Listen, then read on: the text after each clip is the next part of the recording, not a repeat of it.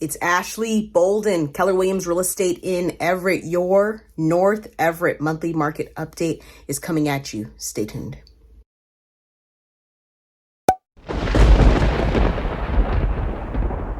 Hey, it's Ashley Bolden, Keller Williams Real Estate in Everett, here to bring you a market update video. Man, I'm excited to share it. The data is, man, it's kind of pouring in the way that I thought it would. So let's see what you guys think. Let's get to the data. All right, so let's look at the data. We always start with Everett as a whole. I think you will find this very intriguing. New listings are down from last month, but they're slightly higher than this time last year, which is good news. I mean, I think, when I think about last year, people were like, hey, where's the inventory? Where's the inventory? I think that you guys will notice that, some of this inventory has come back. I mean, has it come back like, enough to satisfy all the buyer demand? Obviously, the answer is no, but we have had more inventory. Pending sales has had a slight uptick as well, which reflects the homes that went into market last month. All right, so normally, here's the thing. Normally, we kind of see a little bit of a seasonal slowdown. So I feel like these numbers are not really a surprise when we consider a normal market. Really cool. Median sales prices are up around $100,000. So if you didn't wait to buy and you went ahead and said, okay, I'm going to buy something, and you did it last year, I mean, the market in Everett, and especially in North Everett, as you'll see, went up about 25%. So, many people made about 100K in equity. I mean, that's something to look down on. That's pretty good. It's beating the national average. I've heard the national average is about $33,000. Okay. So days on market remains the same. We're right around a week. No surprises there. All right.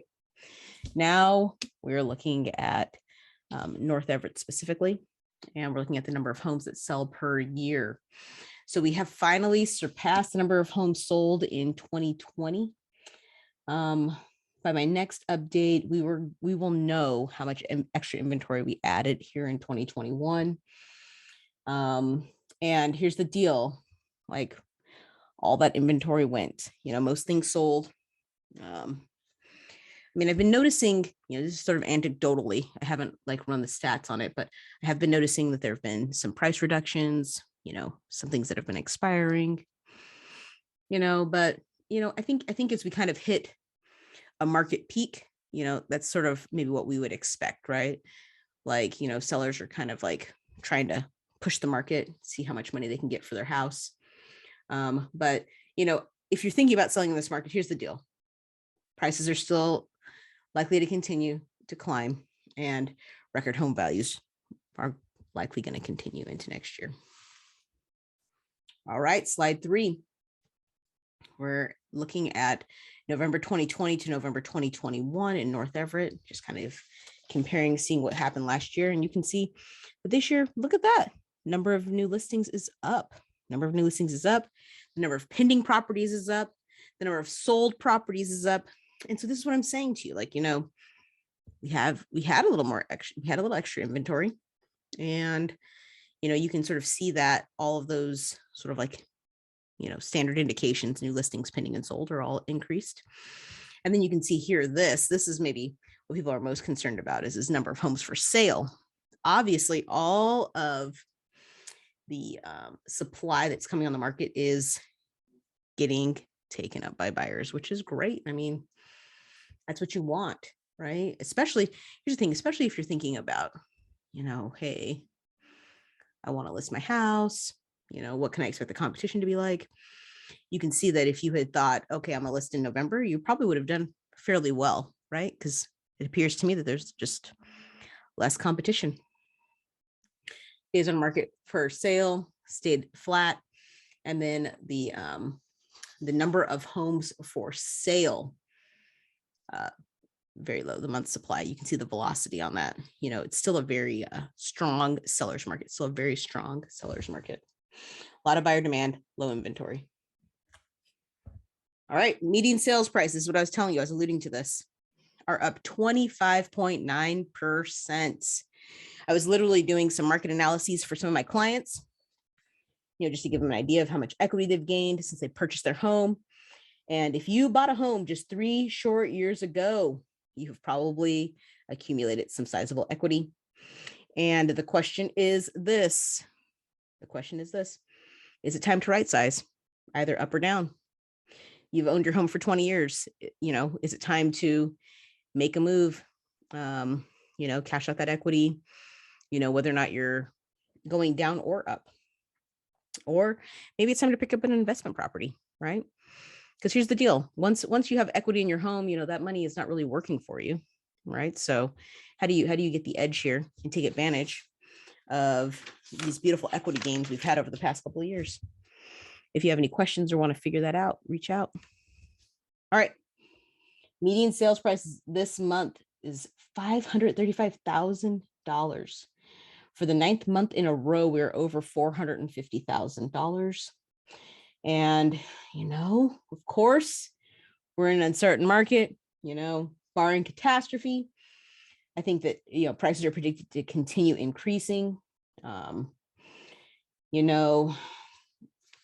This is as long as rates remain low, right? I mean, here's the thing. It's such a, the rate conversation is interesting to have, because historically rates are still very, very low and buyer demand is still quite high. And it is likely that that's going to continue into the next year. So if you are looking to buy for the first time, or if you are needing to sell for whatever reason, like maybe you just need to right size or get out of the market, this is the time.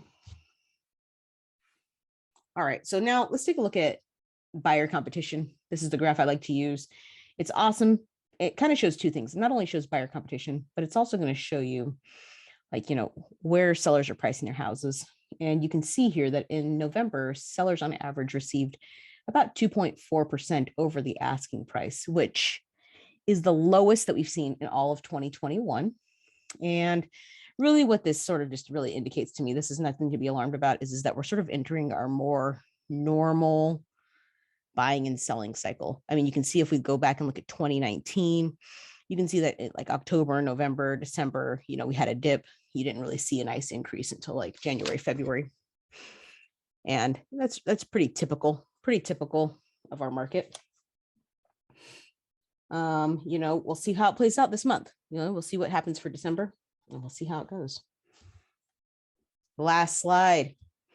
I love tracking this because I have to tell you, and you guys already have heard this from me a billion times in North Everett, the 3-bed, 2-bath is like one of the most desirable configurations, and it's really unfortunate because we actually have a lot of like 3-bed, 1-baths, 2-bed, 1-baths. There's some like 2.5s out there, but people really want that 3-bed, 2-bath, and maybe more people want like kind of like a 4-bed, 2.5 bath. I should look at that, but it's not the most common thing I get asked for.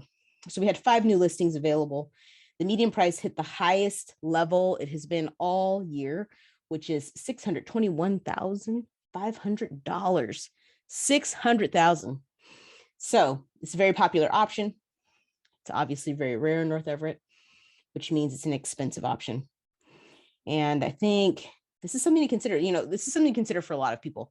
If you're coming into the market new and you're trying to buy, and that's what you're looking for, you need to sort of have that expectation. We're going to be like $500,000-$600,000 for this. 2, if you're looking to sell your home and you're considering a renovation and you're kind of like, oh, what renovation should I do? If you have a single bathroom, figure out how to add another bathroom. Adds big time value. That's big time value. And those are the main things. So that is all the data. All right, so we're, as you can see, we're really wrapping the corner here, right? We're coming down to the end of the year. Do I feel like the major real estate industry folks like Zillow and all that stuff have predicted it right? I don't know. They didn't do as good of a job as they could have done, in my opinion. I think that the actual market really outpaced the expectations of the experts. And I don't know if we're going to have that again next year. Like, what is it going to be like? It's going to be completely mysterious, I think. I think that there's a couple of things that we know for sure. One, I think that rates are going to remain historically low. I don't see buyer demand going away anytime soon, right? So we're still going to have that. And so, what does that mean? Well, I think what that translates to is I think prices are still going to increase. We'll just kind of have to see how it plays out. I mean, obviously something weird could happen and maybe it doesn't play out the way I think it's going to, but I do think that if you purchased a property mid 2020 or before, I think you're going to continue to see equity gains. And I think that the real trick for you is to sort of figure out, how do you make that money work for you?